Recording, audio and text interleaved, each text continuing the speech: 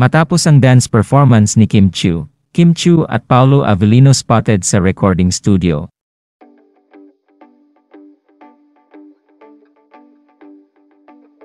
Tila magsisimula na sa promoting ng kanilang movie sa Pebrero ang tambalang Kim Pao. Ngayong araw nga January 5 ay namataan ang dalawa sa recording studio ng ABS-CBN. Hindi pa naman dinetalye ng dalawa kung para saan ito, ngunit malakas ang kutob ng Kim Pao fans na para ito sa kanilang pag-promote ng movie na mapapanood na nga sa susunod na buwan.